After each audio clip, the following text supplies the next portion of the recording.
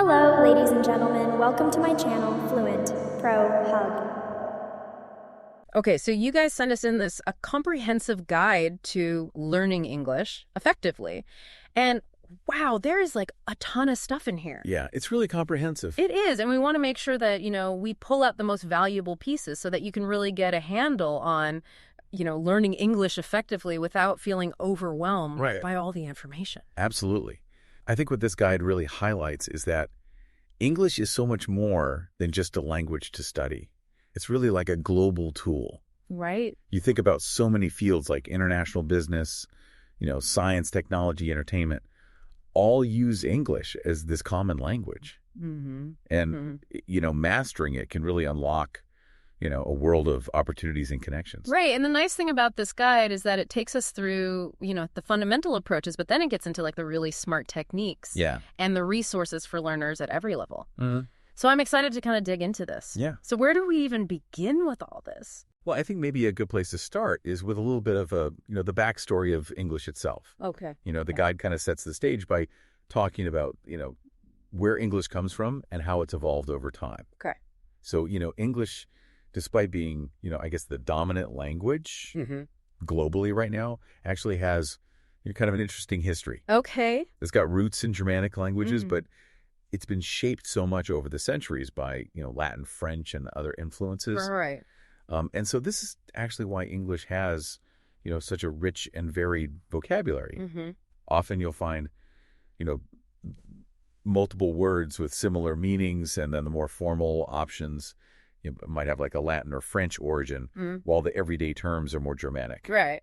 And so just kind of recognizing that, I think, gives you like a real insight into, just the nuances of the language. Right. That's so interesting because, sometimes you think like, oh, there are like 5 ways to say the same thing. It's like, why is that? And it's because... And they all have slightly different shades of meaning as well. Exactly. And so, but depending on the context, one might be more appropriate than another. Totally. And then the guide, tackles this question of like, oh, I need perfect grammar to even begin. Right. And I think this is something that a lot of learners get hung up on. Totally. They feel like they need to master all the rules of grammar before they can even start speaking. Right. But the guide really emphasizes that, effective communication is really about practice and, putting yourself out there. Mm-hmm. Right. Mm-hmm. The main aim is to connect with others, to be understood. Right. Mistakes are part of that process. Totally. In fact, they give you valuable feedback. Right. It's really about reframing them as learning opportunities rather than like failures. Yeah, like getting out of your comfort zone and like allowing yourself to embrace the mistakes. Yeah. Yeah. So let's look at some of the, ways that the guide suggests we can approach learning. And it starts out with like, the traditional methods like textbooks and classroom lessons. Right. Like the tried and true. Absolutely. What do you think about those? Well, I think they definitely provide like a structured foundation. Okay. Textbooks are great for introducing you to like core concepts, and classroom settings can be helpful for understanding like fundamental grammar rules. Mm-hmm. But I think, the guide does suggest that sometimes, these traditional approaches alone may not fully prepare you for, real world conversations and practical language use. Okay. So there needs to be a balance. I think so. Okay. Yeah. So, and on the subject of grammar, the guide makes this distinction that like grammar is important. Yes. We're not negating that it's important for like constructing sentences correctly. Of course.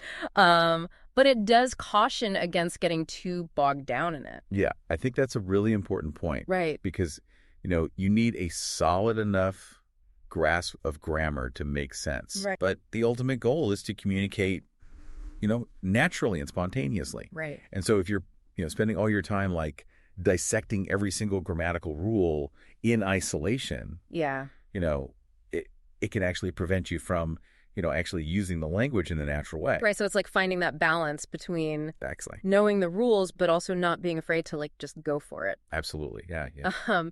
And then, one thing that the guy really stresses is this idea of vocabulary. Yes. You need a strong vocabulary. Absolutely. So why is that so vital? Well, I think, you can think of vocabulary as the essential building blocks, right, for expressing yourself. Right.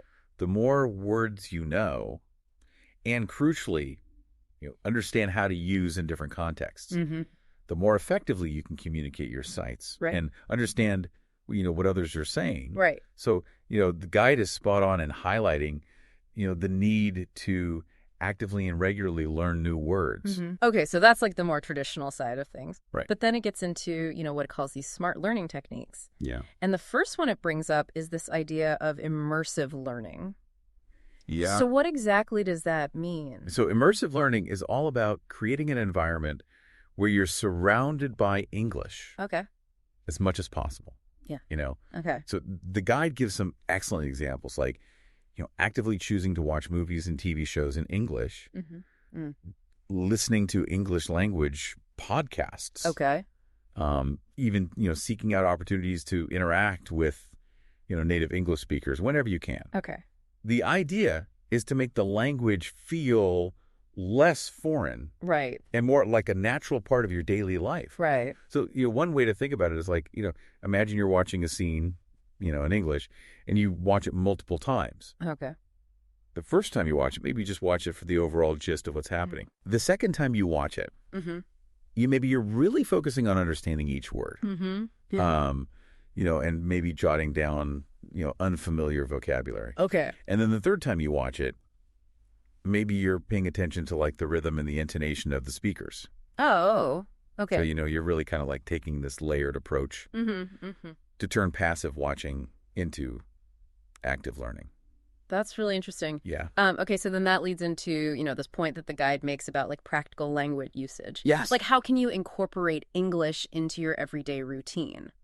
Yeah, and I think, even small conscious efforts can make a big difference. Okay. So the guide suggests things like, labeling objects in your home with their English names. Right. Trying to think in English. Okay. During your daily activities. Okay. Even having like little internal dialogues with yourself in English. Yeah. These actions all help to kind of solidify your learning and make the language feel more immediately useful. Right. Like you're really using it. Exactly. In your daily life. Yeah. And then there's this thing about, engaging with like, English language media, like movies, music, and podcasts. Yes. The guide really talks about, how that can expose you to so much more than just new words and grammar. Absolutely. And I think what's really fascinating here is like the cultural immersion that you get. Movies and music, they introduce you to different accents, slang terms, Right. Those subtle cultural nuances that you might not encounter in a standard textbook. Right. And podcasts are fantastic for really training your ear to different speaking styles and helping you to understand spoken English on a variety of topics. Right. So it's really about kind of broadening your exposure Totally. to the language in all its different forms. Yeah. Okay, so we're surrounding ourselves with English now. How do we actually take that leap and like start using it ourselves? Right. So the guide gets into effective speaking practice and Yeah. it starts out with like the importance of conversation. Yes. Yeah. And this is often where I think learners feel, the most vulnerable. But it's arguably the most critical step in becoming fluent. Right. Engaging in actual conversations, whether it's with language exchange partners or in a conversation club, is just invaluable for building fluency. Right. And perhaps even more importantly, boosting your confidence. Right. It forces you to actively recall and use the language that you've been learning in real time. Right. You can't just be passive about it. Exactly. Yeah. And then it talks about the benefits of language exchange programs. So how do those typically work? Well, the beauty of language exchange is the mutual benefit. Okay. You connect with a native English speaker who in turn is learning your native language. So you help them practice and improve. And they do the same for you. Okay. So it's this really fantastic reciprocal way to enhance your speaking skills and also to, gain some interesting cultural insights as well. Yeah, that's really cool. Yeah. So let's talk about this fear of speaking and making mistakes. Right. Because I think this is a huge hurdle for many learners. Absolutely. It's a very common fear. And the guide gives some encouraging words on this. Yeah, I think, the most important thing to remember is that making errors is a natural and necessary part of the learning process. Right. Everyone who learns a new language makes mistakes. Right. The key is to focus on getting your message across, on communicating. Right. Try not to let the fear of imperfection Yeah. hold you back.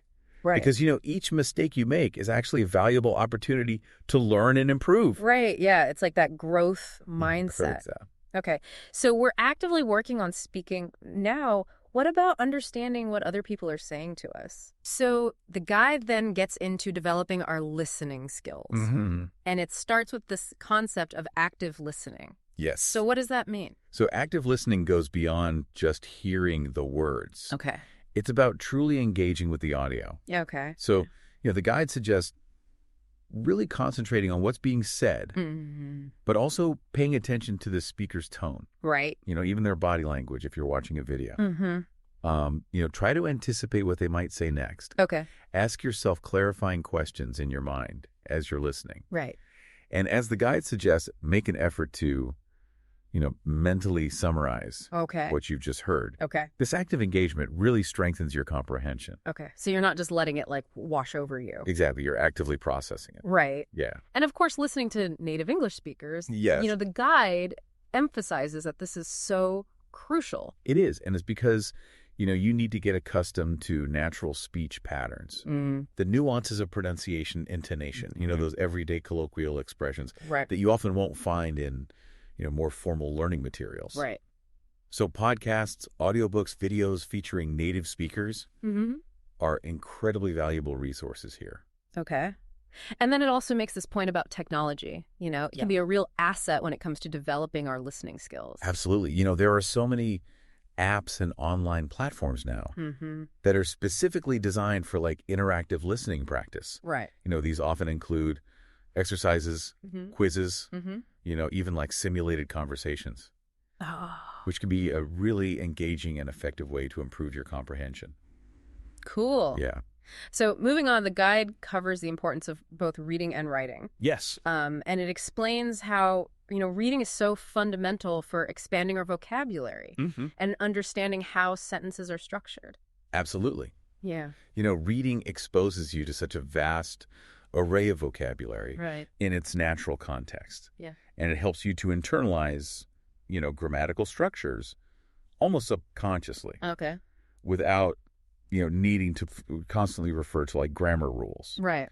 So, the guide recommends starting with reading materials that, genuinely interest you, whether that's, fiction news articles, blogs, right. and then gradually increasing the complexity as your language skills develop. So kind of work your way up. Exactly. Yeah. Okay. Start with something enjoyable and manageable. Right.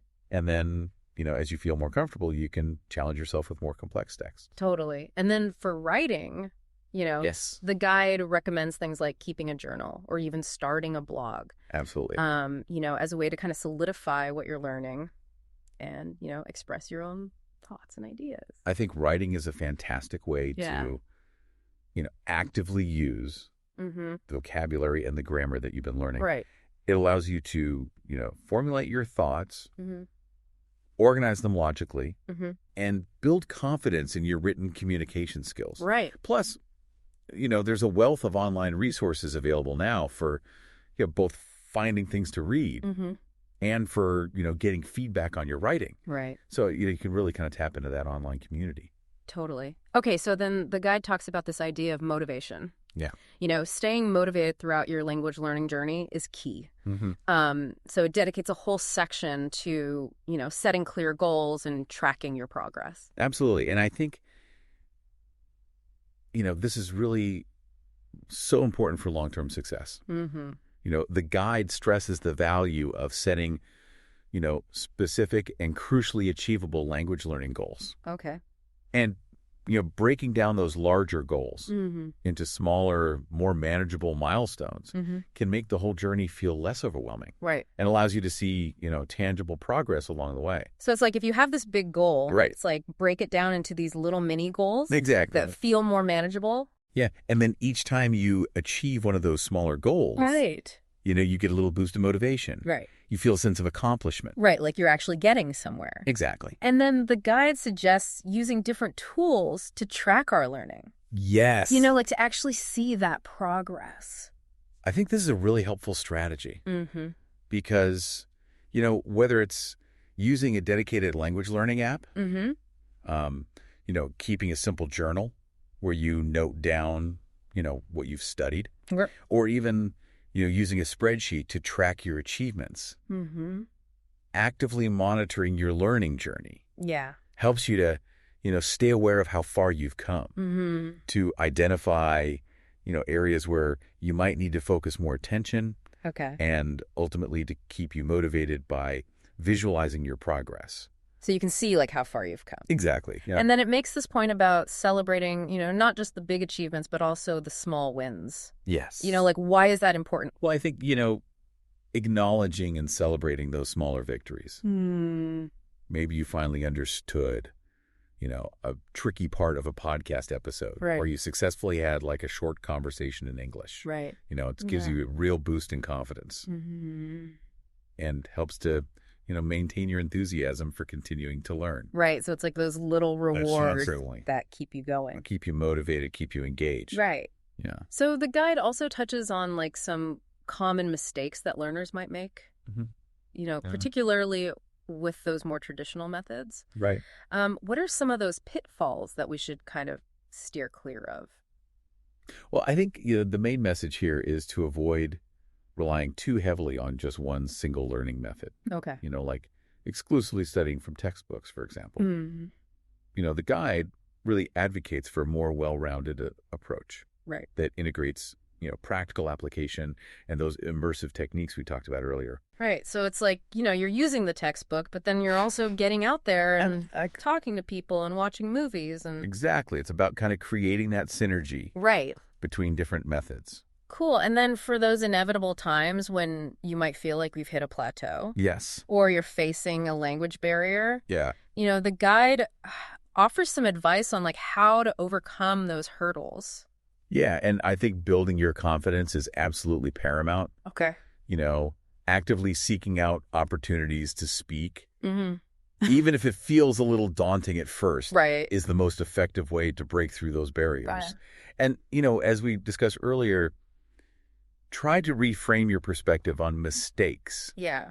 They're not roadblocks. They're stepping stones that lead to improvement. Right. And then it leads to, the importance of learning from those errors Absolutely. that we make, so Yeah. how do we actually analyze our mistakes? Yeah, well, instead of getting discouraged, by making errors, try to see them as valuable pieces of feedback. Okay. Make an effort to understand why you made a particular mistake. Okay. And then actively work on improving in those specific areas. Mm-hmm. This kind of focused attention can really accelerate your progress. So it's like taking that mistake and turning it into A learning opportunity. Yeah. Yeah. And then finally, the guide kind of wraps things up by pointing us towards some resources that can support our continued growth, Mm-hmm. in learning English. Absolutely. So first it mentions, online courses and learning platforms. Yes. What do you think about those? I think they're fantastic. Yeah. Platforms like Coursera, Udemy, Duolingo, Mm-hmm. they offer these structured learning experiences with, interactive exercises. Right. And they often connect you with, a global community of fellow learners. Right. So they can be a really, fantastic way to supplement your other learning activities. Yeah, cool. And then it also recommends, investing in good quality, English language learning books and materials. Absolutely. Yeah. While digital resources are, incredibly useful, Mm-hmm. I think having well-structured books Mm-hmm. that focus on, grammar, vocabulary development, practical language usage Yeah. can still be invaluable Okay. for, more in-depth study and as a reliable reference tool. Right. So kind of like backing up what you're learning with those, Yeah, that solid foundation. Yeah. Yeah. And then it also talks about, joining online communities and social media groups Yeah. that are focused on, English language learning. And I think this is such a valuable tip Mm-hmm. because, connecting with other English language learners Yeah. provides that wonderful sense of community, Right. allows you to share your experiences, your Yeah. resources, to ask questions, Yeah. and to find, motivation and support from others who are on a similar journey. Totally. Yeah. So as we wrap up our deep dive, into this, a comprehensive guide to learning English effectively, it's clear that the most successful path isn't just about, endless memorization or dry grammar exercises. Absolutely. It's really about creating a dynamic learning experience Yeah. that combines that solid foundation, But then you're actively immersing yourself in the language. Exactly. You know, practicing regularly in real-world situations. Yes. And consciously applying, you know, what you're learning. Yeah, I think that's a great way to summarize it. Yeah. It's about making English, you know, a living, breathing part of your life rather than just an academic subject. Right. You know, and by actively using the language in practical ways, engaging with different forms of media, you know, consistently practicing your speaking and listening skills. Right. And, you know, regularly setting and tracking your learning goals, you know, achieving fluency becomes a much more realistic and attainable goal. Absolutely. And as the guide so aptly points out, you know, language learning is an ongoing journey. Yes, it is. It's not like you just reach this point and you're done. Exactly. It's a continuous process of growth and development. So as you reflect on all the different methods and resources that we've talked about today, here's your final thought. Okay. Considering everything we've covered, what is one small, actionable step you can take today to further immerse yourself in the English language? That's a great question. Yeah.